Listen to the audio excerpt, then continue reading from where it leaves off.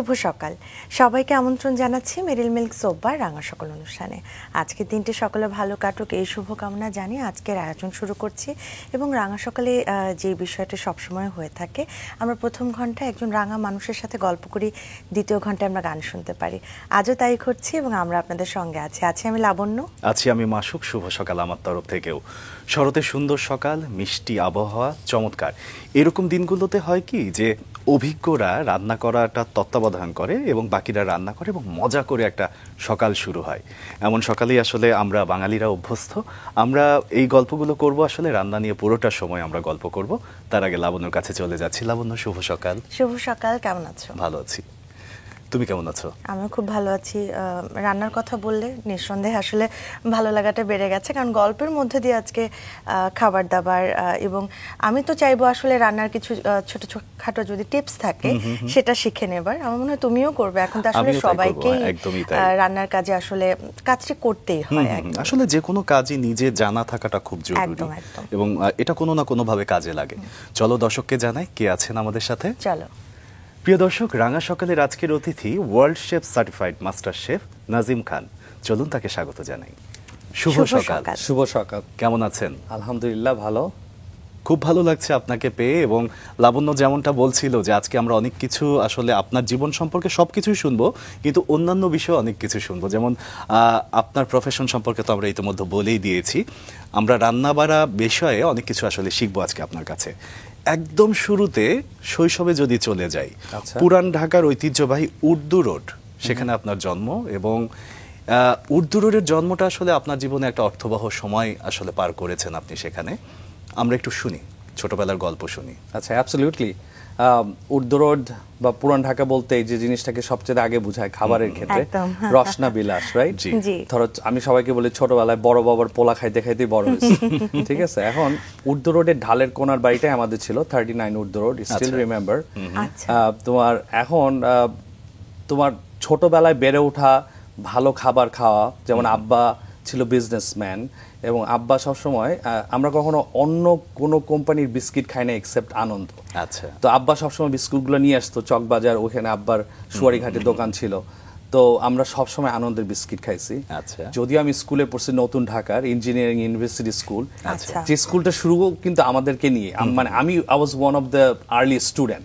যেটা অঙ্কুর বিদ্যালয়ের আগের নামটা ছিল হলো ইঞ্জিনিয়ারিং ইউনিভার্সিটি স্কুলের আগের নামটা ছিল অঙ্কুর বিদ্যালয়। আচ্ছা, সো আমি ওই অঙ্কুর বিদ্যালয় থেকে আমার যাত্রা শুরু। তারপর ওটা ইঞ্জিনিয়ারিং ইউনিভার্সিটি হলো। ওটার স্টোরি বলতে গেলে আরো অনেক সময় লাগবে, কিন্তু that was really great because আমি পুরান ঢাকার ছেলে, কিন্তু আমি যাচ্ছি নতুন ঢাকার স্কুলে। তোমাদেরকে টিফিনের একটা চমৎকার গল্প শেয়ার করতে পারি এখানে। যেমন ধরো আমার আম্মা পরোটা সাথে সুতলি কাবাব এরকম টাইপের রোল করে বা সাইডে দিয়ে তোমার দিয়ে দিত নাস্তা, অত 3-4টা আনন্দের ওভালটিন বিস্কিট অথবা এরকম। আমার নতুন ঢাকার ফ্রেন্ডরা, নাম বলবো না কারো, তো ওদের আম্মা হলো তোমার 2টা সাদা পাউরুটির মধ্যে এই ডিম স্লাইস করে এর মধ্যে একটু ব্ল্যাক পেপার দিয়ে দিত। কিন্তু that was really I opening for me, কারণ আমি সবসময় তোমার পরোটা মাংস এগুলা খাই বড় হইতেছি, আর ওরা কিরকম রুটির মধ্যে দিয়ে এরকম কি বানায়, এটা আই রিয়েলি এনজয় দ্যাট।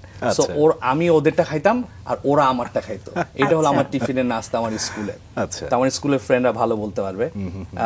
তো এই মানে পুরান ঢাকায় বেড়ে ওঠা, খাবার খাওয়া, চকবাজারের ইফতার, দাদার সাথে যাওয়া, প্রতিদিন ইফতার করা, আম্মা সুতলি কাবাব টাবাব দিয়ে মুড়ি মাখানো, মানে I really miss those days. আচ্ছা, আসলেই তাই। এবং পুরান ঢাকা সবসময় একটা উৎসব মুখর পরিবেশের কথা মনে করে দেয়।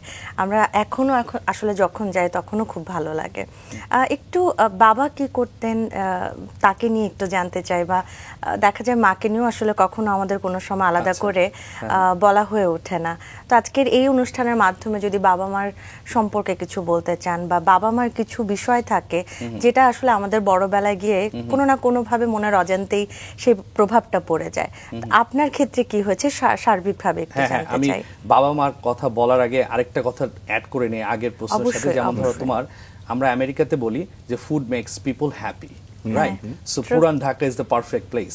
তার মানে আমরা, তুমি দেখবা যে খাবার টেবিলে কত খাবার, তুমি যখন হাংরি থাকবা তখন কিন্তু you are cranky at the same time, mad, upset, ভাল লাগে না কিছু। সো খাবারটা আসলে মানুষকে খুব হ্যাপি করে। একদমই তাই, এবং আমরা বাঙালিরা সত্যি কিন্তু সত্যি আমরা মানে খেতে খুব ভালোবাসি, পছন্দ খেতে করি। খুব ভালোবাসি। আমি এটা তোমার ইন্টারন্যাশনাল আমি অনেক দেশকে ট্রাভেল করছি। আমি রিসেন্টলি সিঙ্গাপুরে ওয়ার্ল্ড শেফের কনফারেন্সে গেছিলাম লাস্ট ইয়ারে। তো মানে I explore lot of food in Malaysia and Europe, also different country too. But মানে ফুডটা মানুষকে হ্যাপি করে, এটার মধ্যে কোনো বাট নাই। তো এনিওয়ে আমরাও একটা কাজ করি, আমরা আসলে যেহেতু আসলে কাজের বিভিন্ন বিষয় নিয়ে আসলে জেনে ফেলেছি, আমরাও কিছু কিছু আপনার সম্পর্কে জানি, সেটা একটু দর্শকদের জানিয়ে আসি, তারপরে আমি আমার যে প্রশ্নটি ছিল বাবা মাকে নিয়ে বলা সেটা ফিরবো। পুরান ঢাকার উর্দু রোডে জন্ম নেওয়া নাজিম খান শৈশব থেকে গভীরভাবে আগ্রহী ছিলেন খাবারের প্রতি। স্থানীয় খাবারের স্বাদ ও ঘ্রাণ তার মধ্যে তৈরি করেছিল রান্নার প্রতি ভালোবাসা।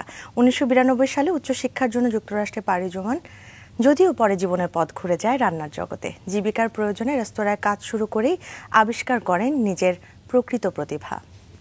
নিউ ইয়র্কের লং আইল্যান্ডে কাজের সময় জাপানি শেফ তোরাসানের কাছ থেকে তিনি সুশি তৈরির কৌশল রপ্ত করেন। পরবর্তীতে কাজ করেছেন New York Marriott Marquis, Ritz Carlton, Virginia Tech এবং ডাবল ট্রি বাই হিলটনের মতো বিশ্বখ্যাত হোটেলে। তার হাতে রান্না খেয়েছেন মিশেল ওবামা, নিকোল কিডম্যান ও অ্যালেক বল্ডউইনের মতো তারকারা। বর্তমানে তিনি যুক্তরাষ্ট্রের নেব্রাস্কার ব্রায়ান হেলথ মেডিকেল সেন্টারের এক্সিকিউটিভ শেফ হিসেবে দায়িত্ব পালন করছেন। 2020 সালে ফ্রান্সের ওয়ার্ল্ড শেফ অর্গানাইজেশন থেকে তিনি অর্জন করেন ওয়ার্ল্ড সার্টিফাইড মাস্টার শেফ উপাধি।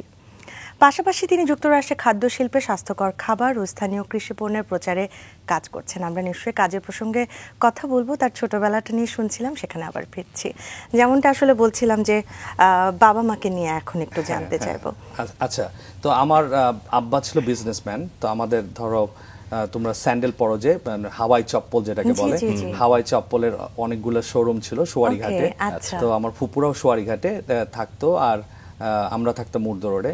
তো আব্বা সবসময় বিজনেসে ব্যস্ত থাকতো। তো আম্মা টিফিনে করে আব্বাকে দুপুরের খাবার লোক আসতো নিতে। আব্বা আবার রাত্রেবেলা টিফিন ক্যারি করে সব টাকা পয়সা ভরে নিয়ে আসতো, ছোটবেলায় দেখতাম। তো আম্মা was a housewife and Amma is a great cook. Still she's living. New ইয়র্কে থাকে আমার ছোট বোনের কাছে। মানে আম্মার রান্না, মানে আমি এখনো যখন নিউ ইয়র্কে যাই, মানে এক ভাজি দিয়ে আমি মনে হয় 2-4 প্লেট ভাত খেয়ে ফেলতে পারি। আসলে মায়ের হাতের রান্না মানে এটার কোনো বিকল্প নাই, মানে এটার কোনো বিকল্প নাই। এটা হয়তো তোমার মাটাও তোমার কাছে সেম একই রকম লাগে। হ্যাঁ, সেটাই। তুমি দেখবা ইটালিয়ানরা যখন বলবে, ওরা সবসময় গ্র্যান্ডমার কিচেন বলে, কারণ আসলে গ্র্যান্ডমারাই বেশি রান্না করতো। গ্র্যান্ডমারা ওয়াজ ইন কন্ট্রোল ইটালিতে। তো ওরা সবসময় বলবে আমি গ্র্যান্ডমার কিচেন, আমার গ্র্যান্ডমার কিচেনের মতো। গ্র্যান্ডমারা মিট বল করে, গ্র্যান্ডমারা সস করে। তো ওখানে আবার ওই মহিলারা, মানে গ্র্যান্ডমারা খুব ইন কন্ট্রোল থাকে। আমাদের দেশে যেমন নানা নানি বা দাদিরা একটু বুড়ো হয়ে যায়, তো মারাই সাধারণত তুলে নেয় সংসারটা, এরকম আর কি। আমাদের তো যৌথ পরিবার ছিল, চাচাতো ভাই কাজিন একসাথে বেড়ে ওঠা, বড় বড় রান্না করা। পুরান ঢাকায় মানে খাওয়ার অভাব নাই। তো আব্বা সবসময় একটা কথা বলতো যে হ্যাঁ দেখ, তোদেরকে তো অনেক বাড়ি গাড়ি এগুলো করে যেতে পারবো না, যা কামাচ্ছি খায়া যা, মানে যা যা লাগে, মানে খাবারের ব্যাপারে কোনো না নাই, মানে যেটাই তুমি খাইতে চাও উই হ্যাভ ইট। আচ্ছা, ভাই বোনদের কথা একটু শুনি। আচ্ছা, ভাই বোনদের মধ্যে আমি সবার বড়, 2 ভাই 1 বোন। আমার বোনও হাউস ওয়াইফ, যদিও মাস্টার্স করা মেয়ে, কিন্তু সে হাউস ওয়াইফটাকে বাইসে নিচ্ছে, nothing wrong with that. And আমার ওর 2টা ছেলেই, মানে একটা ছেলে এখন বড় চাকরি করতেছে, ওর নাম ফারজানা শাহনাজ, আমার বোনের নাম। আর আমার ভাই হলো আমার ইমিডিয়েট ছোট, বোন হলো আমাদের সবার ছোট, সবার আদরের। আর ডাক নাম হলো রিমা। তো রিমার কথা বললাম, হয়তো দেখলে খুব মজা পাবে। তো আমি ছোটবেলায় ওর জন্য মানে এমন কোন ধরো চুলের ক্লিপ বা এরকম কিছু নাই যেটা আমি মানে ঢাকা শহরের পুরান ঢাকা থেকে ওর জন্য কালেক্ট করে নেই। সো আমার মনে হয় ওর স্কুলে ওর সবচেয়ে বেশি ক্লিপ ছিল, মানে চুল বাঁধার ক্লিপ বা বাটারফ্লাই, বিভিন্ন রকম জিনিস। এবং আমরা যদি আপনার বোনের কাছে জানতে চাই, তার কাছেও কিন্তু এই বিষয়টা খুব ইন্টারেস্টিং হবে এবং খুব আনন্দ নিয়ে সেও বলবে। একদমই তাই, এবং এটা কেন বুঝতে পারছি, কারণ আমিও আসলে ছোট এবং বড় ভাইয়ের ভালোবাসাটা রিলেট করতে পারছি, যে ভাইরা আসলে প্রোটেক্টিভ থাকে, এটা করবি না ওটা করবি না, কিন্তু তারপরে ভেতরে যে একটা ভালোবাসা থাকে, এটা আসলে বুঝতে পারি একটা সময় গিয়ে। তো এরকম একটা পরিবার আসলে বেড়ে ওঠা নিঃসন্দেহে আসলে বাবা মার একটা ভালোবাসা তৈরি হয়ে থাকে বা একটা স্বপ্ন তৈরি হয়ে যায় যে তার বড় সন্তান কি হবে, বড় হয়ে কি হবে, আসলে হয়ে একটা কি? পেশার জায়গা হ্যাঁ, থেকে। তো এটা আমরাও ছোটবেলায় স্বপ্ন দেখি যে আমরা আসলে বড় হয়ে কি হব। আপনার ক্ষেত্রে কি এরকম ছিল? হ্যাঁ, আমার ক্ষেত্রে ছিল। আসলে আমি I always wanted to be a pilot. ঠিক আছে, আমি পাইলট হওয়ার একটা চিন্তা ছোটবেলায় কেউ জিজ্ঞেস করলে বলতাম আমি পাইলট হব। আচ্ছা। কিন্তু পাইলটের সাথে তো পড়াশোনাও করতে হবে, তো পড়াশোনাটা করতে আমার কখনোই ভালো লাগতো না, এবং এটা আমি ওপেনলি বলি। আচ্ছা। মানে that was not for me. আমি হলো একটা ভিজুয়াল লার্নার, মানে তুমি আচ্ছা। আমাকে সামনে কিছু দেখাবা, এটা যাই হোক, যদি তুমি রকেটও বিল্ড করো, আমি যদি এটা দেখি, I can do it and you don't have to show me Okay. Twice. তো কিন্তু আচ্ছা। বাংলাদেশে ধরো ভিজুয়াল লার্নিংটার কিন্তু খুব একটা, আমি জানি না এখন এডুকেশনাল সিস্টেমগুলো কিরকম। ওই টাইমে 1987 আমি ম্যাট্রিক পাস করছি, তাহলে বুঝতে পারো যে কত আগের কথা বলতেছি। একদম। তখন তো এগুলো ছিল না। জি, জি। কিন্তু আমেরিকাতে বা অন্যান্য দেশে কিন্তু তোমার ভিজুয়াল লার্নিং এর জন্য বিভিন্ন রকম ক্লাস হয়, এবং আমি নট অনলি শেফ, আমি also teach at university of জি। Lincoln Nebraska. জি, জি। ওদের ফ্যাকাল্টি অ্যাডজাঙ্ক টিচ করি, একটা ছোট্ট ক্লাস পড়ায় 3 ক্রেডিটের। জি, জি। কিন্তু ওইখানে আমারও যে ক্যানভাসে পড়ানোর, ওইটার মধ্যেও যে কত ভিজুয়াল লার্নিং আছে, ইটস অ্যামেজিং। কিন্তু আমার জন্য ওইটা খুব ভালো ছিল, কিন্তু বাংলাদেশে তো ওই সুবিধা ছিল না, জি। তো আমি শুধু পড়তাম পাস করার জন্য। আচ্ছা। এবং আমি সেটা করছি। আচ্ছা, এই যে আপনি তো হ্যাঁ। হ্যাঁ, আপনি তো বড় ছেলে ছিলেন। হ্যাঁ, হ্যাঁ, হ্যাঁ, হ্যাঁ। এই যে পুরান ঢাকার বিখ্যাত খাবার বাপের বড় পোলায় খায়, হ্যাঁ, এটা কি বাবার সাথে গিয়ে খেয়েছিলেন প্রথম? বাবার সাথে এটা বলতে পারবো না, মনে নাই। তবে আব্বার সাথে আমি অনেকবার গেছি। আব্বা তখন পুরো চকবাজারে আরেকটা দোকান ছিল, এখন আর ওইটা নাই। ওইটাও আমার খুব প্রিয় দোকান ছিল, খাওয়া দাওয়া নাম। আচ্ছা, খাওয়া দাওয়াতে তোমার দাদা বলতো, দাদাও যাইতো, দাদার সাথেও গেছি, আব্বার সাথেও গেছি। দাদা বলতো যে খাওয়া দাওয়ার চুলা কখনো বন্ধ করে না ওরা, 24 hours they just add meat to eat. আচ্ছা। তো মানে ওই খাওয়া দাওয়ার মাংসের নিহারির সাথে তোমার তান্দুরি রুটি খাওয়ার মজাই আলাদা। তবে হ্যাঁ, আব্বার সাথে মিষ্টি, তখন তো আলাউদ্দিনের মতো দোকান অনেক ছিল না, একটা দোকান ছিল, অপোজিটে ছিল বোম্বে সুইটস। সো মিষ্টি তো মানে আমার খুব প্রিয় জিনিস। তো মানে হ্যাঁ, মানে আব্বার সাথেও গেছি, নিজেও গেছি, মানে সবসময় মানে lassi, Noorani lassi, so you guys know. তো মানে এমনি এমন কোনো খাবার আছে যেটা মানে সব সময়ের জন্য প্রিয়, একদম ছোটবেলা থেকে এখন পর্যন্ত, সেটা হোক পুরান ঢাকার বা থাকে না পুরান ঢাকারই হতে পারে যে আমার প্রিয় খাবার এটা? হ্যাঁ, আমার প্রিয় খাবার আমি সবসময় বলি নিহারি।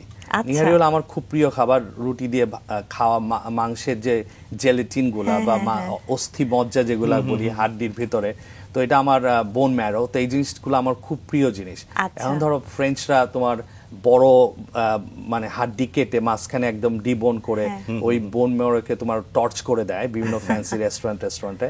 সো চুষে চুষে বোন ম্যারো খাওয়ার মতো মজা মানে আমার মনে হয় না আজকে কোথাও আছে। আরেকটু বন্ধুদের গল্প শুনতে চাই, যে বন্ধুদের সাথে এমন কোনো স্মৃতি আছে যেটা খাবার ভাগাভাগি করা নিয়ে বা অন্য কোনো কিছু নিয়ে, বা পড়াশোনায় বন্ধুরা কেমন সাপোর্ট করেছে, সবকিছু মিলে ছোট্ট করে শুনবো। আচ্ছা, খাবার ভাগাভাগি নিয়ে কথা বলছি অলরেডি। আমরা টিফিন শেয়ার করতাম, জি। ওদেরটা আমি খাইতাম, আমারটা ওদের খেতাম। এখন ধরো ক্লাসে বন্ধু বলতে তো সবাই, হ্যাঁ বন্ধু সবাই, কিন্তু তোমার যে মানে ভেরি ক্লোজ রিলেশনশিপ, যাকে তুমি বলো ফ্রেন্ডস ফর লাইফ, রাইট? তো এরকম কয়েকজন বন্ধুর কথা আনতে হলে আমি একজনকেই প্রথমে টানবো, সেটা হলো মাহবুবুল হক, অন্তু। আচ্ছা। অন্তু হলো আমার বেস্ট ফ্রেন্ড, মানে আমার ফ্রেন্ডস ফর লাইফ যাকে বলে। আচ্ছা। তো Antu actually help me a lot. ও তোমার একদম ছোটবেলা থেকে ইভেন আমেরিকা যাওয়া এখন পর্যন্ত, সো এনি কোশ্চেন আমার আসে বাংলাদেশে, so I ask him first. So বলে আচ্ছা তুই এটা কর, এইভাবে কর, ওইভাবে কর।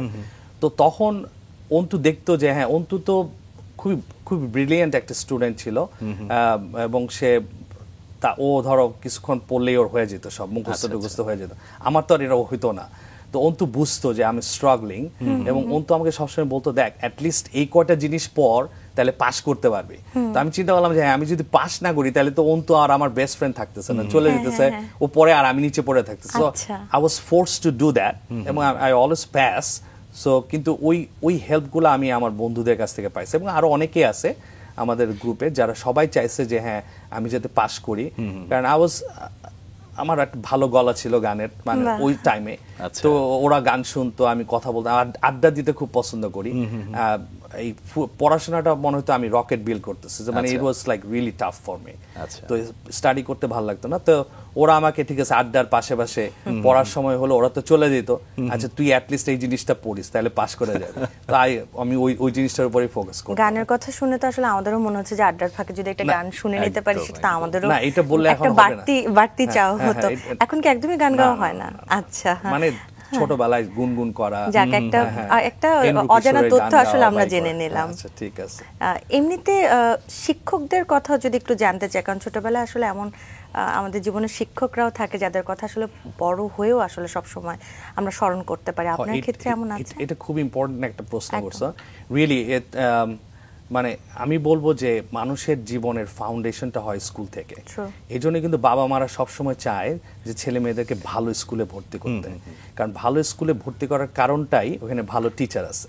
ভালো টিচারটা আমার ছেলে অথবা মেয়েকে ভালো একটা ফাউন্ডেশন দিবে। আচ্ছা। যদিও আমি পড়াশোনা করি নাই, যদিও আমি অত ভালো স্টুডেন্ট না, কিন্তু আমার ফাউন্ডেশনটা কিন্তু ইঞ্জিনিয়ারিং ইউনিভার্সিটি স্কুল থেকেই হয়েছে। আচ্ছা। এবং আমি ওখানে ম্যাট্রিক পর্যন্ত পড়ছি, 0 থেকে ম্যাট্রিক। তো এখানে অনেক তো স্যার ম্যাডাম সবার নাম নেওয়া যায়। তো সোবান স্যার আমাদের বাংলা টিচার ছিল, মাহবুব স্যার ছিল আমাদের পিটি টিচার, ওনারা এখন সব রিটায়ার। আফরোজা আপা আমাকে রীতিমতো রিক্সা দিয়ে, কারণ সেও পুরান ঢাকায় থাকতো, আচ্ছা। তো তারও 2 ছেলে মেয়ে ছিল। তো হয়তো ওরা কোনোদিন আসে না স্কুল থেকে বা কিছু একটা, সে আমাকে রিক্সা করে সুন্দর আমার ঢালের কোনায় বাসাটায় নামায় দিত। আচ্ছা। মানে এই যে একটা পার্সোনাল টাচ ছিল, বা অপরাজিতা ভট্টাচার্য আপা, মানে এরা really put a mark on my future, যে হ্যাঁ ফাউন্ডেশনটা তারা গড়ে দিছে, যেটার কারণেই আমি এত দূর পর্যন্ত আসতে পারছি। কারণ ফাউন্ডেশনটা যদি রাইট না থাকতো তাহলে হয়তো বা অনেক কিছু নড়বড়ে হয়ে যেত। একদম, এই জন্য আমি সবাইকে বলি যে সবকিছু করার আগে মানুষের দরকার হলো ফাউন্ডেশনটা রিয়েলি গুড তৈরি করা। এখানে আবার আরেকটা জিনিস ছিল যে আগেকার সময় আমরা বড় ভাই বড় আপু এরকম অনেক কিছু উপদেশ দিত। আমার মনে হয় বাংলাদেশে এই কালচারটা এখন নাই বললেই চলে, কিন্তু আমেরিকাতে কিন্তু এই জিনিসটা আছে। ওরা বলে big sister, big brother, big sister. ওদের স্কুলের অর্গানাইজেশন আছে যে big brother, big sister, because they guide them to go to the right direction, right? তো এই জিনিসগুলো খুব ইম্পর্টেন্ট। ফাউন্ডেশন তো আসলে একটা টেস্ট Right. টেস্ট তৈরি হয়। এই টেস্ট তৈরি করার জন্য আসলে কি কি বিষয়ের দিকে মাথায় রাখতে হয়? আচ্ছা, ফাউন্ডেশন তো ফ্যামিলি থেকে আসে, ফ্যামিলি এবং তোমার স্কুল থেকে। তবে আমি একটা জিনিস বলবো যে হ্যাঁ, ফাউন্ডেশনের কি ইনগ্রেডিয়েন্টস যেটা মানে যে রেসিপিটা তোমাকে সাকসেস করবে সেটা তোমার অনেস্টি নাম্বার 1, এবং তোমার ইন্টিগ্রিটি, বুঝছো? এই জিনিসগুলা খুব ইম্পর্টেন্ট। মানে ফ্যামিলি ভ্যালুস, যে তুমি একটা নেগেটিভ কিছু করার আগে তোমার যাতে মনে হয় যে হ্যাঁ আমি যদি এই জিনিসটা করি তাহলে হয়তো আমার ফ্যামিলিকে আমি জেপার্ডাইজ করতেছি, অথবা তারা হয়তো চিন্তা করবে যে এটা কি করলো নাজিম এই ফ্যামিলির একটা ছেলে হয়ে। সো ইট দিস অলওয়েজ আমি এটা চিন্তা করি যে হ্যাঁ I don't want to do anything wrong যেটা কিনা হার্ট মাই ফ্যামিলি। আচ্ছা। সো এটা একটা খুব ইম্পর্টেন্ট জিনিস। এবং তারপরে আমার মনে হয় যে জিনিসটা মানুষকে তো একটা গোল তৈরি করতে হবে। আমি যখন ধরো কোনো একটা স্পিকিং করি অথবা গেস্ট স্পিকার থাকি কোনো আমেরিকাতে কোনো ইয়েতে, তখন আমি ওদেরকে বলি দেখো শেফ নাজিমের 3টা পি আছে, যেটা ফাউন্ডেশনের জন্য একদম খুব ইম্পর্টেন্ট জিনিস। এটা কারোর কাছে ধার করে নেয় না, আমার নিজের করা। আমি সবসময় বলি এটাতে।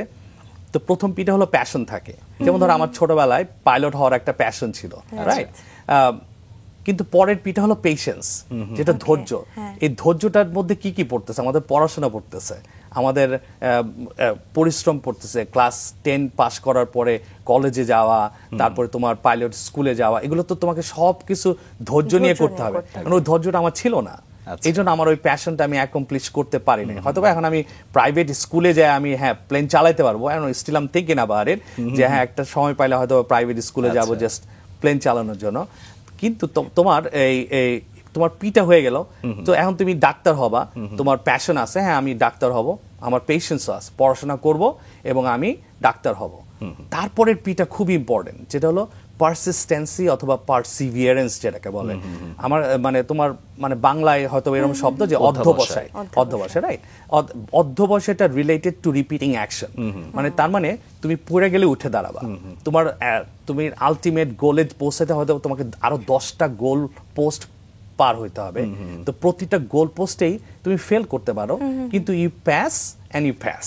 তো তোমাকে পাস করেই ওখানে তুমি পাস করতে পারতেছো ওই গোল পোস্টটা। 1 2 3 4 5 6 তুমি নাম্বার 10-এ যে তুমি তোমার আলটিমেট গোলে চলে গেলা। তার মানে আমরা স্যার আপনার কথা থেকেই বলতে পারছি যে অধ্যাবসায় রাখতে হবে এবং চ্যালেঞ্জটা নিতে হবে। এই ধরনেরই কি চ্যালেঞ্জের জন্যই আপনি একটা সময় দেশের বাইরে চলে গেলেন, চ্যালেঞ্জ নেওয়ার জন্য? হ্যাঁ, আমি আসলে দেশের বাইরে গেছি হলো তোমার আমার কাছে মনে হলো যে হয় আমাকে কোনো ব্যবসায়ী হইতে হবে, দোকানে যাওয়া।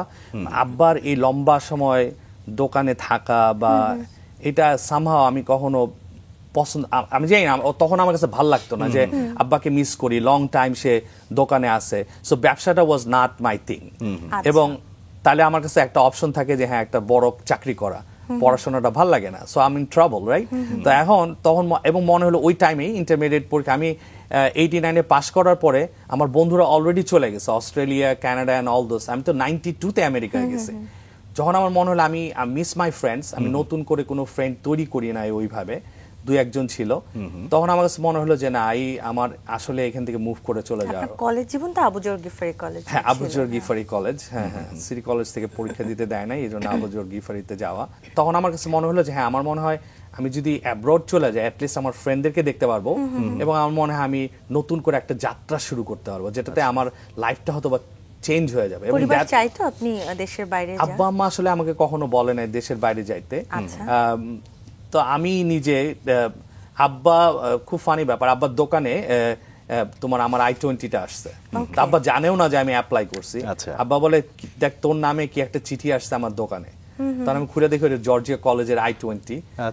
আব্বা আমি তো ভিসার জন্য দাঁড়াবো, তো আমেরিকা যেতে, বলে কি ও আচ্ছা তুই আমেরিকা যাবি কবে? আচ্ছা আমি আগে ভিসা ফেস করি তারপরে। তো পরে ভিসা ফেস করলাম, হয়ে গেল। টোফেল করতে হয়েছে আমাকে, এটা এখানে স্ট্রাগল করতে হয়েছে আমাকে যে ভালো একটা মার্ক তৈরি করা। তো যাওয়ার পরে দেন ইটস বিকাম ডিফারেন্ট লাইফ। তো মানে মনে হয়েছে তখন আমি বিভিন্ন স্ট্রাগলের মধ্যে দিয়ে গেছি। আমরা এই স্ট্রাগলগুলো একটু শুনবো, কারণ আপনার এই স্ট্রাগলগুলো থেকে হয়তো অনেকে উৎসাহিতও হবে। হ্যাঁ হ্যাঁ, আসলে একটা জিনিস প্রথমে আমি সবাইকে বলবো যারা অ্যাব্রোডে যায়, আমি জানি না এখন বাংলাদেশি ছেলেমেয়েরা কতটুক মানি ম্যানেজ করতে জানে। যেমন আমাদের সময় বা আমার সময়ে আমি কখনো মানি ম্যানেজটা শিখি নাই, কারণ আমি আম্মার কাছে বলতাম আম্মা আমার 500 টাকা লাগবে, আম্মা আব্বাকে বলতো, আব্বা আম্মাকে দিল, আম্মা আবার আমাকে দিল 500 টাকা। তো আমি গেলাম বাইরে বন্ধুদের সাথে ফুর্তি করলাম, খাওয়া দাওয়াটাই ফুর্তি বাংলাদেশে তখন। ফুর্তি টুর্তি করার পরে 500 টাকা শেষ, আবার সেম একই সাইকেল, আম্মাকে বলা, আম্মা আব্বাকে বলা, আব্বা আম্মাকে দেয়া, আমাকে তারপর টাকাটা আসে। তো আমি কখনো 500 টাকাটা আমাকে একটু চিন্তা করে খরচ করতে হবে, অথবা রিক্সা ভাড়া বাঁচানো বা এগুলো আমার মধ্যে ছিল না। তো যখন আমি জর্জিয়া কলেজে যাই, আব্বা আমাকে room and board, tuition fee সবকিছু দেওয়ার পরেও আমি ওই টাকাটা খুব কুইকলি ফিনিশ করে ফেলি। এখানে ছোট্ট ঘটনা, আমি তোমার টেলার মেশিনে আমার ব্যাংক কার্ডটা ঢুকেছি, তো আমি কোনো মানি পাচ্ছিলাম না, আসতেছে না। তখন আমি মনে হচ্ছে মেশিনটা ব্রোক। তো আমি তোমার ব্যাংকের অফিসে ঢুকে টেলারে যে মহিলাটা ছিল, কালো মহিলা, তাকে বললাম যে দেখো তোমাদের মেশিন তো ব্রোক, আমি তো কার্ডটা ঢুকেছি, তো কোনো টাকা আসে না। বলে কি হানি গিভ মি ইওর কার্ড। তো আমি আমার ব্যাংক কার্ডটা দিলাম, সে দেখলো, পাঞ্চ ইন করলো কম্পিউটার, আমার দিকে তাকায় বললো honey you don't have no money in your bank. What? মানে আমি কমপ্লিটলি আকাশ থেকে পড়ছি যে আমার ব্যাংকে কোনো টাকাই নাই। তার মানে আমি এত খরচ করতেছি। ইভেন ধর আমাদের ডর্মে থাকতাম, আমার 2টা হোয়াইট রুমমেট ছিল, ওদেরকে নিয়ে আমি ওয়ালমার্টে গেলাম কিছু কিনতে। তখন আমার মনে হলো যে আমি একটা টি শার্ট যদি কিনি তাই এটা কিরকম দেখায়, ওরা আমাকে গাড়ি করে নিয়ে আসছে, so I bought them A T shirt. So that's how I was spending মানি। এবং এখন পরে দেখা গেল যে হ্যাঁ মানিটা তো শর্ট, এখন নতুন করে বাংলাদেশে টাকা চাওয়াটা এটা কঠিন ব্যাপার। আমার ভাই আছে, বোন আছে। তখন আমি ছোট একটা ব্রিজ ছিল, তো ব্রিজের নিচে তোমার একটা পানি মানে লেকের মতো পানি যাচ্ছে, ওখানে মরা কাঠটা ছিল ভাইসে যাচ্ছে। আমি দেখতেছি, দাঁড়াতে চিন্তা করতেছি যে হ্যাঁ কোনখানে আমার লাইফটা টার্ন নিবে, আমার কি করা উচিত। So I was completely lost by myself ওইখানে। আর জর্জিয়া কলেজের মতো ওই জায়গাগুলোতে তো বাঙালি কোনো ফ্যামিলি নাই, বা ওই টাইমে তো এত বাঙালি ছিল না। তো আমি চিন্তা করতেছি এবং honestly I was smoking that time. তো তোমার আমার লাস্ট প্যাকেট অফ সিগারেটের লাস্ট সিগারেটটা খায় বক্সটা ফালাই দিলাম। ফালাই দিয়ে আমি বললাম যে আজকে থেকে আমি আর কখনো সিগারেট খাবো না। ওইটা আমার প্রথম ডিসিশন নেওয়া লাইফের, মানে serious decision. Still these days I never smoke. So তো তোমার ওই প্যাকেটটা চলে যেতে দেখলাম, পানি দিয়ে যাচ্ছে, still I can recall that memory. তারপরে আমি চিন্তা করলাম যে আচ্ছা এখন আমি কি করব, আমার আসলে কি করা উচিত।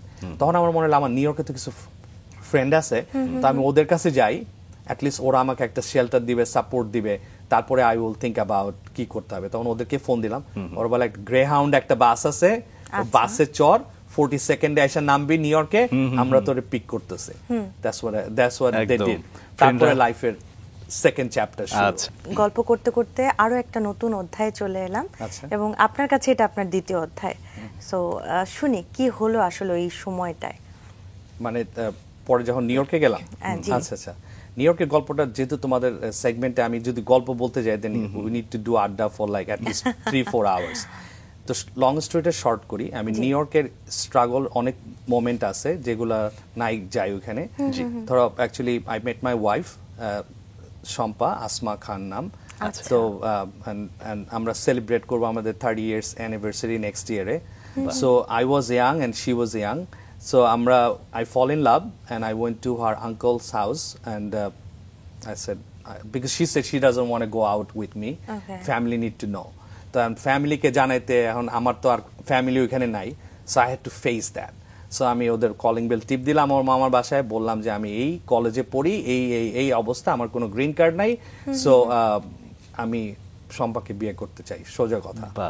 দেন ওর আব্বা আম্মা, আমার আব্বা আম্মা আমাদের ফ্যামিলিকে দেখলো, আমরা ওদের ফ্যামিলিকে দেখলাম বাংলাদেশে।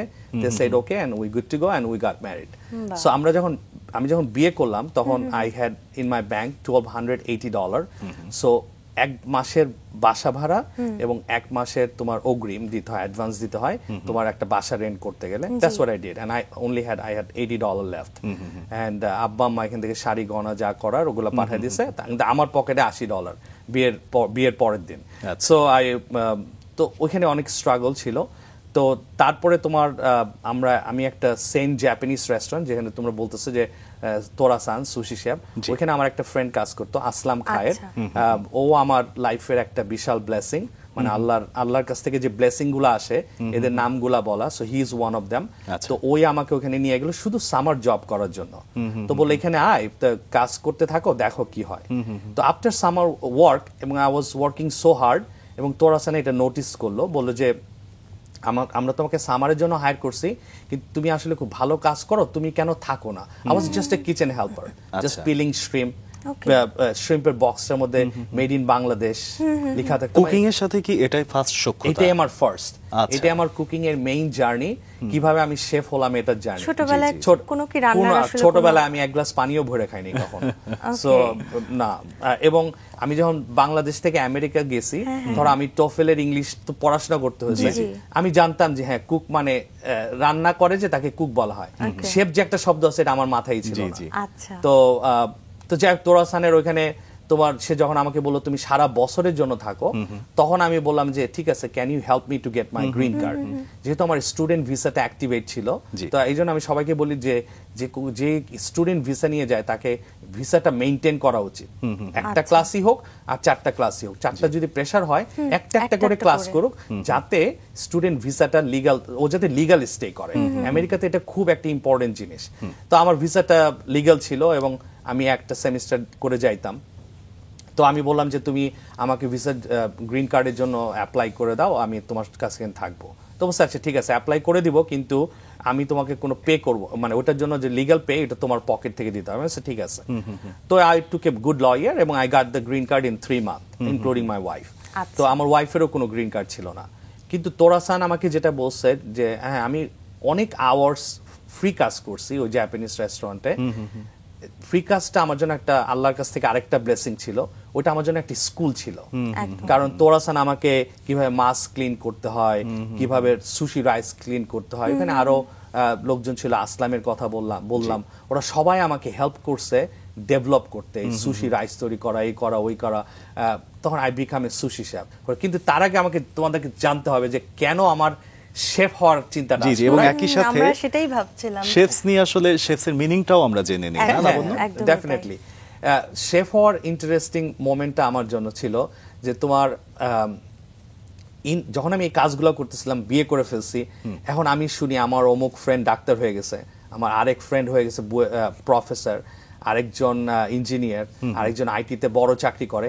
সো ওরা সব গ্র্যাজুয়েট স্টুডেন্ট, এবং দে আর গ্র্যাজুয়েট হওয়ার পরে ওরা অনেকে চাকরি করতেছে, অনেকে মাস্টার্স করতেছে, অনেকে এটা করতেছে। যাই হোক, তখন আমার কাছে মনে হলো আমি কি করতেছি, আমি তো স্টিল ইন্টারমিডিয়েট পাস, রাইট? তখন এটা আমাকে খুব নাড়া দিল ওই টাইমটাতে।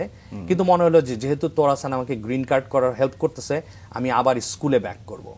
কিন্তু একটা সময় আমি দেখলাম যে এই যে অ্যালেক বলদিনের কথা যে তোমরা বললা, অ্যালেক বলদিন সে রেস্টুরেন্টে ঢুকছে, কিচেনে এরকম একটা সুইং ডোর আছে, উইন্ডো আছে যেটা দিয়ে দেখা যায়।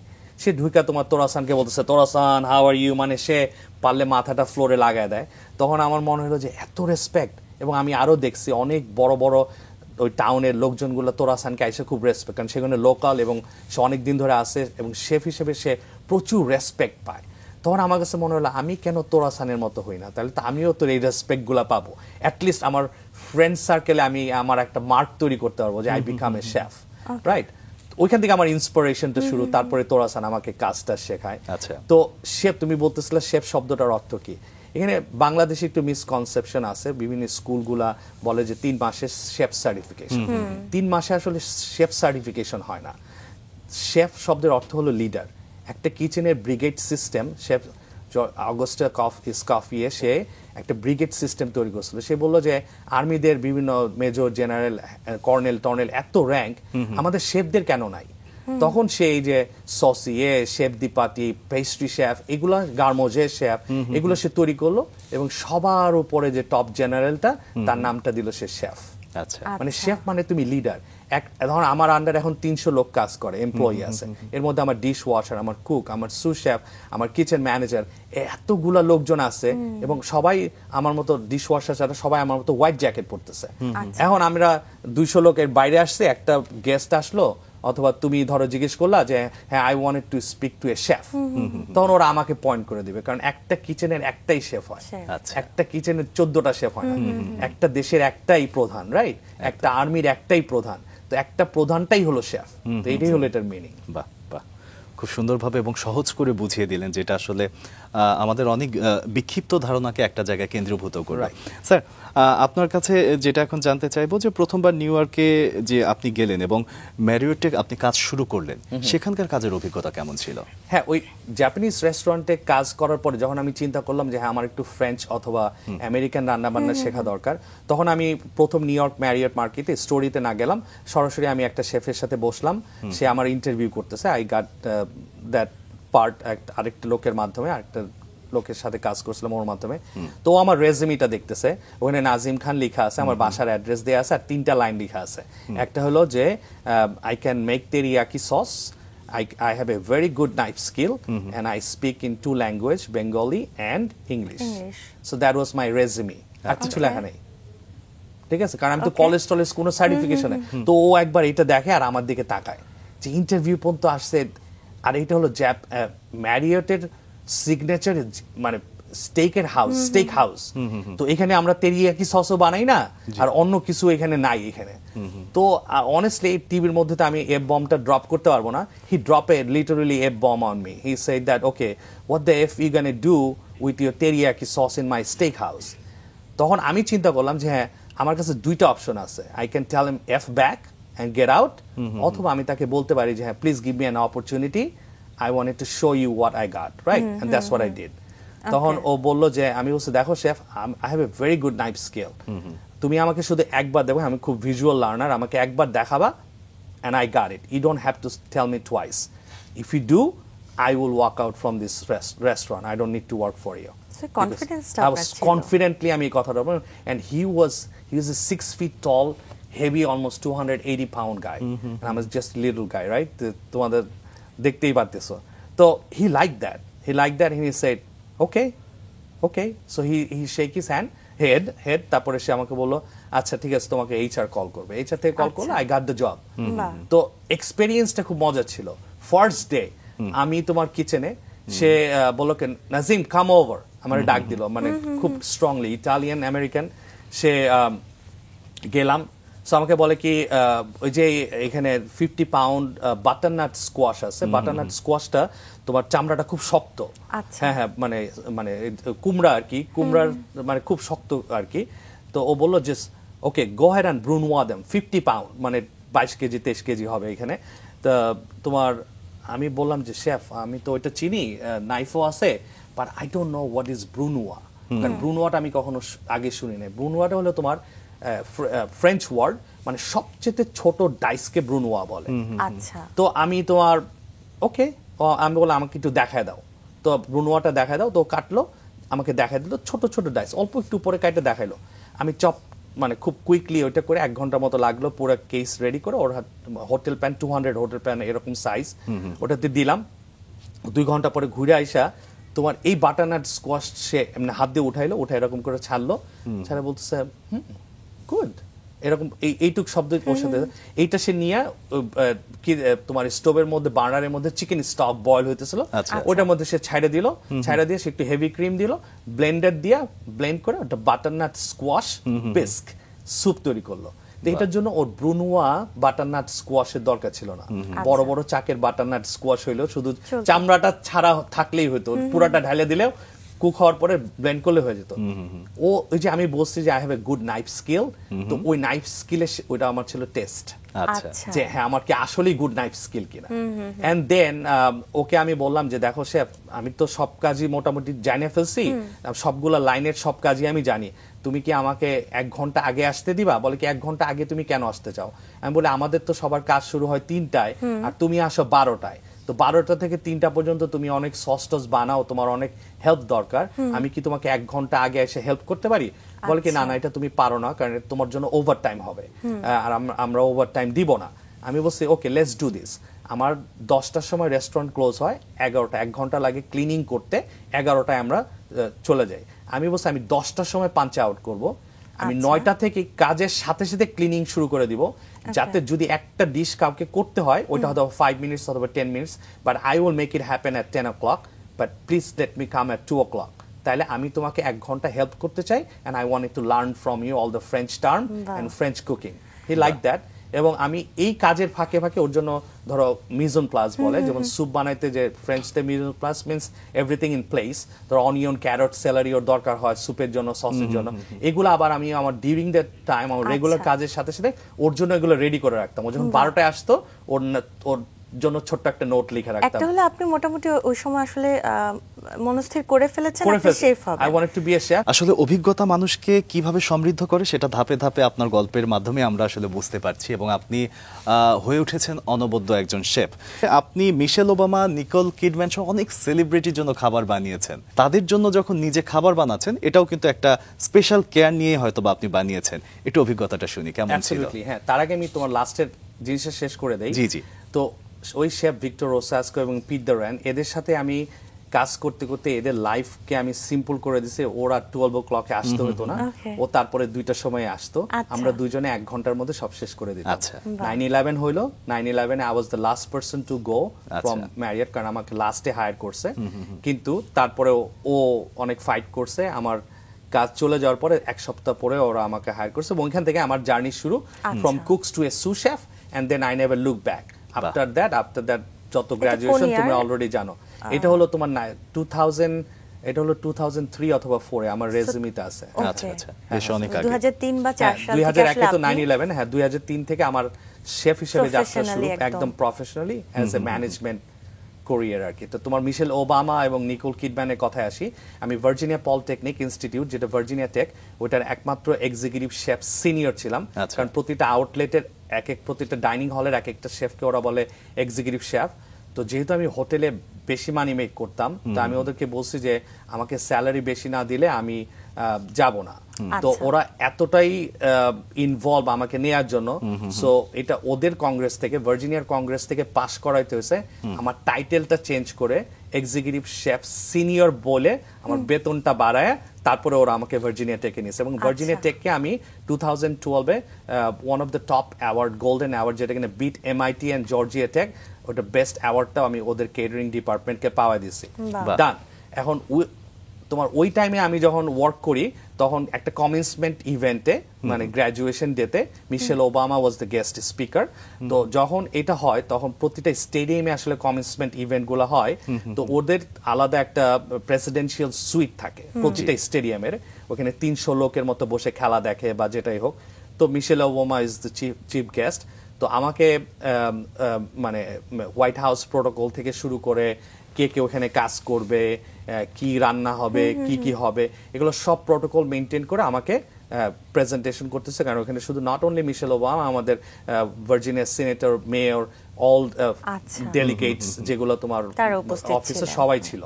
তো হ্যাঁ, মিশেল ওবামা আমার সব ফুড খায় নাই, সে জাস্ট একটা ম্যাঙ্গো পারফে ছিল, সে জাস্ট একটা ম্যাঙ্গো পারফে খাইছিল, এইটাই। আর নিকোল কিডম্যানের ক্ষেত্রে আমি যখন রিটস কার্লটন নিউ ইয়র্কের ব্যাটারি পার্কে ছিলাম, so Nicole Kidman just came from the gym, so without a makeup, just তার জিম ক্লোথ পরা, সে সরাসরি রেস্টুরেন্টে চলে আসছে। তো এটা সানডে ব্রাঞ্চ ছিল। তো আমি একটা মহিলা, আমি সেট আপটা দেখতেছিলাম, শেফরা সাধারণত ওয়াক অ্যারাউন্ড করে ডাইনিং হলে, তো আমি was that chef that time. তো আমার কাছে হঠাৎ করে মনে হলো এগ বেনেডিক্ট, তোমরা জানো যে রুটির উপরে ডিম, পোচ ডিম যায়, তারপর হল্যান্ডাইজ সস উপরে যায়। তো যে ট্রেটাতে এগ বেনেডিক্ট ছিল সে ওইখানে আসছে, আসার পরে আমি দেখি ওখানে দুইটা শুধু, আমরা 12টা 14টা করে থাকে, দুইটাই শুধু ছিল, এবং ইট লুকস ক্রাস্টি, হল্যান্ডাইজ সসটা একটু ক্রাস্টি। অ্যাজ এ শেফ হিসেবে, এবং আমি গেস্টকে দেখছি কিন্তু আমি জানি না যে এটা নিকোল কিডম্যান। তো আমি বলছি please can you hold, let me change the plate. তো আমি এটা ভিতরে কিচেনে নিয়ে আমি নতুন প্লেট আনি তাকে দিচ্ছি, সে এতক্ষণ দাঁড়ায় ছিল। তারপরে আমি তাকে একটা উঠায় দিলাম, সে নিয়ে চলে গেল, সে সুন্দর করে খাচ্ছে। তো আমার সার্ভার যে রেস্টুরেন্টের, ও এসে আমাকে বলতেছে, chef do you know who you just serve? আমি বলছি কে, মানে ওকে মেকআপ ছাড়া এবং জিম ক্লোথে আমি আসলে এক্সপেক্ট করি নাই। পরে ও বললো, chef that's Nicole Kidman. I said really? পরে দেখলাম আসলেই তাই। সো এটা আমার এক্সপেরিয়েন্স। তো আমি শুধু নিকোল কিডম্যান না, জো টোরি, 50 সেন্ট সিঙ্গার, ইয়াঙ্কি, তোমার মানে কোচ ইয়াঙ্কির, আমি সবাইকে প্রিটি মাচ কম বেশি সার্ভ করছি রিটস কার্লটনে, কারণ ওইটাতে সব বড় বড় ভিআইপি গেস্ট গুলা সাধারণত থাকে। আর রিটস কার্লটনে ইউজুয়ালি মুভি স্টাররা থাকে, কারণ ওইটা হলো সবচেয়ে সিকিউরড হোটেল ওদের জন্য। কারণ আমরা যত এমপ্লয়ি কাজ করে আমাদেরকে সাইন করতে হয় যে আমরা কখনো ওদের সাথে সেলফি নিব না, ওদেরকে কখনো বিরক্ত করব না, এবং ওইটা করলেই তোমার চাকরি শেষ। So they just live as like their home. খুবই চমৎকার কিছু আসলে স্মৃতি। এটা এই গল্পগুলো শুনতে গেলেও আসলে অনেকটা সময় প্রয়োজন। আমরা নিশ্চয়ই পরবর্তী কোনো এক আয়োজনে আপনাকে আবার পেলে আমরা গল্পগুলো শুনবো। এমনিতে এগুলো সব আসলে আপনার ভিজুয়াল একটা লার্নিং থেকে আপনার এক্সপিরিয়েন্স গুলো। তখন কি আসলে সেই হওয়ার জন্য কোনো পরীক্ষা বা কোনো পড়াশোনা করে আলাদা মানে করা, সেটা কি করা হয়েছিল? অফকোর্স, যখন it's become my passion driven and I really want to, I mean একটা সময় হলো তোমার এক্সপেরিয়েন্সটা, অবশ্যই এক্সপেরিয়েন্স, তুমি অলরেডি এক্সিকিউটিভ শেফ, সো আমার আসলে এই সার্টিফিকেশন গুলো নেওয়ার দরকার ছিল না। কিন্তু আমার কাছে মনে হলো আমি যদি কাউকে এডুকেট করতে যাই, যেমন এখন আমি একটা ইউনিভার্সিটিতে পড়াই, আমার তো কোনো ব্যাচেলার ডিগ্রি নাই, আমাকে তো ওরা পড়াইতে দিবে না, আমি যত বড় শেফই হই না কেন। তো পড়ানোর জন্য যে জিনিসগুলো দরকার, তোমাকে প্রফেশনাল লাইফের কিছু সার্টিফিকেশন যদি তোমার থাকে, তুমি বিভিন্ন ইউনিভার্সিটি কলেজে পড়াইতে পারো। তখন আমার কাছে মনে হলো then I need to take those professional certification. তখন আমি আমেরিকান কুলিনারি ফেডারেশন, যেটাকে এসিএফ বলে, তো এসিএফ এর মেম্বার হলাম 2009-এ। তারপর এসিএফ এর ওদের যে অনেকগুলা সার্টিফিকেশন আছে, লাস্ট সার্টিফিকেশনটা হলো ওদের সিইসি, মানে certified executive chef. So it was A intense exam. So আমি এক্সামে গেলাম, এক্সামটা হলো তুমি 3 ঘন্টা প্র্যাকটিক্যাল এক্সাম দিবা, তোমার পাশে 3টা জাজ থাকবে, 3টা জাজ তোমাকে কোশ্চেন করবে, মানে প্রতি মুহূর্তে এভরি 2-3 মিনিট কেউ না কেউ তোমাকে প্রশ্ন করতেছে, কিন্তু তুমি কোনো কিছু স্টপ করে, যে তুমি রান্না করতেছো কিন্তু কন্টিনিউয়াসলি ডিশ বানাচ্ছ, তুমি স্টপ করে ওদের ক্যান্সার করতে পারবা না, তার মানে তখন তুমি ফেল। তখন ওরা বলবে যে তুমি প্রেশার নিতে জানো না, you can't do multitask. So that's the whole goal. As a executive chef in a hotel or any places, you need to take that high volume very easily, 1 2 3, right? রিদমে থাকতে হবে। তো এই জন্য আমি কাজ করতেছি, অ্যান্সার করতেছি, ফাইনালি ওটা পাস করে গেলাম একবারেই। অনেকের জন্য দরকার হয় 10 to 20 টাইমস। তো আমি আলহামদুলিল্লাহ যে প্রথমেই পাস করলাম। তারপরে তোমার আমাকে একটা 2 ঘন্টার একটা রিটেন এক্সামে যাইতে হবে। সো ওটার জন্য তুমি যারা 2 বছর 4 বছর ধরে ইউনিভার্সিটিতে পড়াশোনা করে, যে বইগুলা, ওইগুলারই একটা সারাংশ আর কি। পুরো একটা বই আছে যেগুলোর মধ্যে সবগুলো লেখা আছে, এরকম একটা মোটা বই। ওটা পড়তে থাকলাম, ওইটার জন্য আমার একটু সময় নিচ্ছে। তো ওইটা পড়তে মনে হলো যে I think I am ready, so I went to that exam and I pass. So তারপর যখন 2টা পাস হয়ে যায় তখন তুমি অটোমেটিকলি সিইসি। আর সিইসিটা থাকলেই একমাত্র ওয়ার্ল্ড শেফ ওইটাকে রেকগনাইজ করে যে হ্যাঁ তুমি eligible to become a world chef certified master chef. Otherwise তোমাকে অন্য রাস্তা ধরতে হবে যেটা কিনা খুবই ইন্টেন্স, পরীক্ষা হাবি যাবি। 2020 সালে আপনি বাংলাদেশের প্রথম ওয়ার্ল্ড সার্টিফাইড মাস্টার শেফ হয়ে গেলেন, সেটা তো একটা বড় অ্যাচিভমেন্ট এবং সেটার জন্য আপনাকে অনেক অনেক কষ্ট করতে হয়েছে। হ্যাঁ, অনেক কষ্ট করতে হয়েছে এবং অনেস্টলি আমি এখানে আরেকজনকে থ্যাংক ইউ দিতে চাই, প্রথম আলোকে। সো প্রথম আলো আসলে আমার এই ব্যাপারে একটা ফিচার লিখছিল, কিন্তু অ্যাকচুয়ালি ওরা আমাকে বললো যে আপনি যে মুখে বললেন যে আপনি বাংলাদেশের একমাত্র সার্টিফাইড মাস্টার শেফ, এটা প্রমাণ কি? ওকে, এটা তো লেজিট কোশ্চেন। তখন আমি ওয়ার্ল্ড শেফকে একটা ইমেল পাঠাইলাম, আমি বলছি যে কয়জন বাংলাদেশি তোমার world chef certified master chef আছে? বলে কি 0। Number 1, Bangladesh is not part of world chef. সব দেশ আছে এক্সেপ্ট বাংলাদেশ। এটার জন্য আমি কাজ করতেছি, এই যে জন্য আসা। তো এটা হলো একটা।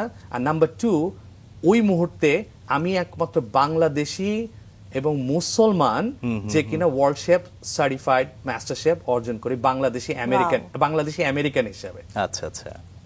তো এটা লিখে পাঠানোর পরে প্রথম আলো ছাপাটা ছাপছে। এটা তো আমরা আসলে অ্যাচিভমেন্টের কথা শুনছি যে এটা আপনি হয়েছেন, কিন্তু এটার পেছনেও তো আপনাকে আসলে অনেক কষ্ট করতে হয়েছে মানসিকভাবে এবং অনেক পড়াশোনা আরো বাড়িয়ে দিতে হয়েছে। আমাকে 8 মান্থ ধরে পরীক্ষা দিতে হয়েছে এই ওয়ার্ল্ড শেফ সার্টিফাইড মাস্টার শেফের জন্য, কারণ এটা 4টা স্টেপ আছে, এগুলোর অনেক ধাপ, ওগুলো এক একটা করে গ্রিন হয় আর তুমি গো টু দ্য সেকেন্ড স্টেপ, এভাবে যাইতে হয়। আমার এই প্রফেশনাল মেন্টর আমি দুজনকে ধরবো, যেহেতু তোরাসান খুব একটা ইংলিশ কথা বলতো না, I just learn from hit, but I also সেও আমার মেন্টরের একটা পার্ট।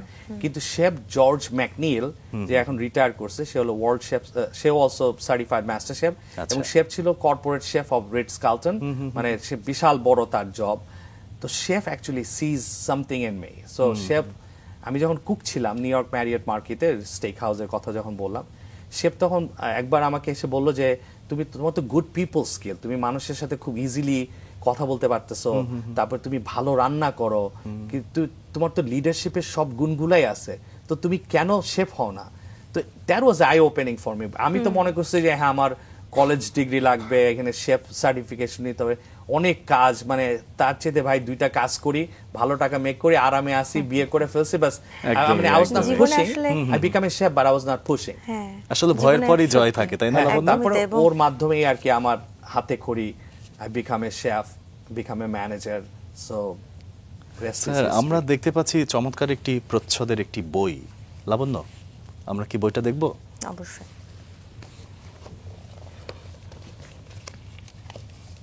স্যার, এই যে বইটা, এটার মধ্যে আসলে ক্যান্সার রিলেটেড অনেক কিছু আছে, কি কি বিষয় আছে? এটা আসলে আমাদের ব্রায়ান হেলথ সিস্টেমের, আমাদের 7000 এমপ্লয়ি বেসড হসপিটাল, আমেরিকার টপ 40 হসপিটালের একটা, আমাদের রোবোটিক সার্জারি হয়। তো ওই হসপিটালের শেফ হিসেবে আমি ধরো বিভিন্ন রকম কুকিং ডেমো করি, ক্যান্সার সার্ভাইভাল অথবা বিভিন্ন রোগের। তো ক্যান্সার সার্ভাইভাল যে পেশেন্টসদের জন্য আমি করতেছিলাম, রেসিপি করতেছিলাম, ওরা বলে শেফ তুমি এত সিম্পল ভাবে রেসিপি বোঝাও, তুমি কেন একটা বই লিখো না আমাদের জন্য? আমি বললাম বইটা লেখা তো আমার জন্য আবার আরেকটা টাইমের ব্যাপার, তা আমি আর খুব একটা আগাই নাই, কারণ এটা এক্সট্রা ওয়ার্ক হয়ে যায় আমার জন্য। তো ওরা আবার সুন্দর করে আমার সিইও কে একটা ইমেল পাঠায় দিল, ইমেল পাঠায় বলতেছে যে তোমরা শেফকে বলো একটা বই লিখতে আমাদের জন্য। এখন তোমাকে যদি তোমার সিইও ফোন করে বলে যে তুমি এই জিনিসটা করো, then it's become a job security issue, right? তো আমি বলছি আচ্ছা ঠিক আছে দেখি। It took me almost 2 years, কারণ এই বুকটার এভরি রেসিপি মেজার্ড, কারণ এখানে আমার আরডি রেজিস্টার্ড ডায়েটিশিয়ানও ইনভলভ আছে আমার সাথে, এবং আমেরিকাতে তোমার ফাঁকিবাজি নাই, তো তুমি একটা কিছু মনে করলা লিখে দিলা, it doesn't work that way. তো এটাতে আমার অনেক এফোর্ট দিতে হয়েছে, প্রতিটা পিকচার আমার নিজের কিচেনে তোলা। So I put lot of thought into that, এবং আমি এই বইটা তোমার অ্যামাজনে বিক্রি করতে পারতাম, কিন্তু this is my philanthropic work for my hospital, যে হ্যাঁ একটা মানুষের যদি ভালো হয়, I wanted to make sure that people eat healthy, you know, food makes people happy. তারপরে এইটাও আমি বিশ্বাস করি যে food works as a medicine. তো ফুডকে যদি আমরা ওয়ার্কস অ্যাজ এ মেডিসিন যদি ধরি, then we need to know all those facts, যে হ্যাঁ তোমার nutritional facts, values and everything to the recipe, it's all there. But anyway, বইগুলোতে এত প্রিন্ট করে আমার পক্ষে ব্রায়ান দিলেও আমি নিয়ে আসতে পারতেছি না। তো আমি তোমাদের জন্য এবং তোমাদের ভিউয়ার্সদের জন্য ব্রায়ান হেলথ আমাকে কিউআর কোড করে দিছে বইটার। আচ্ছা সো এই কিউআর কোড তোমাকে তোমারটা জি, হ্যাঁ, thank you so much. হ্যাঁ, এই কিউআর কোড তোমাকে নিয়ে যাবে কমপ্লিটলি আমাদের ওয়েবসাইটে, নিচেই তুমি দেখতে পাবা যে হ্যাঁ মানে বইটার ফুল ভার্সন। আচ্ছা। আর ইটস ফানি, ওরা আমাকে বুকমার্কটা যখন বানায় দেয় তখন ওরা আমাকে কিছু হেলথি টিপস লিখে দিয়েছে যেটা আচ্ছা। তোমরা ভালো সবসময় ফলো করতে পারো। এবং একদম, উল্টা একদম। পাশে আমি যখন অটোগ্রাফ করি বইতে, ওরা এটা ফলো করছে। আমি সবসময় লিখি eat well, live well, enjoy the journey of healthy cooking. তো প্রিন্ট শপ দেখছে যে আরে শেফ তো বাংলাদেশে যাচ্ছে, তাহলে আমি একটু বাংলা ভাষায় লিখে দিই। আচ্ছা। তোরা আবার গুগল থেকে নিয়ে ওটা বাংলা করে আবার বাহ। বাংলা লিখে তারপর কিওয়ার্ড ভালো So খাও, লিখেছে ভালোভাবে ভালো বাঁচো, খাও। স্বাস্থ্যকর রান্নার যাত্রা উপভোগ তো এই দারুণ, আমি খুব মজা পাইছি যখন 1000 কপি আমার কাছে আসছে, কারণ আমি আচ্ছা। এই অনুষ্ঠানের সব ইয়ং জেনারেশনদেরকে দিব যাতে সবার কাছে একটা কপি থাকে। তরুণ প্রজন্ম, আমাদের রাঙা সকলের দর্শক সবকিছু মিলিয়ে যদি কিছু বলার থাকে। আমি একটু সংযোগ করে দিতে চাই যে যারা শেফস হতে চায় ভবিষ্যতে তাদের জন্য কোনো টিপস দিয়ে দেবেন? হ্যাঁ, আমি সবসময় বলি যে হ্যাঁ, যখন আমি শেফ নিজেকে দাবি করলাম, then I become a leader, right? And leaders always lead by example. And যদি আমি এক্সাম্পলই না দেখাইতে পারি, আমি যদি ওদেরকে রাইট পদক্ষেপটা নেওয়াটাই না বলতে পারি, তাহলে I should not be calling my self A chef. G. So এটা আমার জন্য খুব একটা মানে সিরিয়াস ব্যাপার। তো এখন ইয়ং জেনারেশন ক্ষেত্রে আমি প্রথমে কিছু জিনিস টানছি যে হ্যাঁ, 3টা পি দরকার: প্যাশন, পেশেন্স এন্ড পারসিস্টেন্সি, বলেছেন, জি। রাইট? তারপরে তোমার ফাউন্ডেশন নিয়ে কথা বলছি। তারপরে হ্যাঁ, এক্সপ্লোর তোমার লাইফটা complete, we have one life to live, right? এখন ডেফিনেটলি ধর্মভীরু হওয়াটা খুব ইম্পর্টেন্ট। এবং সাথে সাথে আমাদের উচিত হবে যে হ্যাঁ, এক্সপ্লোর করা, যে হ্যাঁ কোন জিনিসটা আসলে আমি রিয়েলি লাইক করি। কারণ you don't want like a groundhog day. Every day is a boring job and all those things, right? এই মাছরাঙা টিভির কথাই বলি, যদি এক্সাইটমেন্ট না থাকে, তুমি যদি সেম জিনিসই করতে থাকো every day, then it will be boring for you. So যে জিনিসটা তোমার ভালো লাগবে ওই জিনিসটাই করা উচিত। আর হার্ড ওয়ার্ক, ডেডিকেশনের তো কোনো মানে বিকল্প নাই, ওটা তো সবকিছু। আর একটা জিনিস বলি যে হ্যাঁ, কখনো শর্টকাট খুঁজো না, কারণ শর্টকাট কখনোই মানুষকে সাকসেসে নেয় না। হ্যাঁ, ওটা তুমি পাবা হয়তো বা সাকসেসটা, ওটা তোমার শর্ট টাইমের জন্য। So hard work and dedication মানুষের সাকসেসের জন্য দরকার হয়। শর্টকাট যদি পাও, তাহলে শর্টকাট করে যদি সাকসেস হয়, তাহলে আমি বলবো এটা cheating. So please don't go there. Thank you so much sir. আজকে আসলে পুরোটা সময় আমার মনে হয় শেখার মধ্য দিয়ে আসলে গিয়েছে। আমরা আপনার জীবনের গল্প দিয়ে অনেক কিছু শেখার চেষ্টা করেছি। আমাদেরকে সময় দেওয়ার জন্য অনেক অনেক ধন্যবাদ। হ্যাঁ, তোমাদেরকে অনেক ধন্যবাদ, তোমাদের ভিউয়ার্সকে অনেক ধন্যবাদ। সবাই ভালো থাকবেন।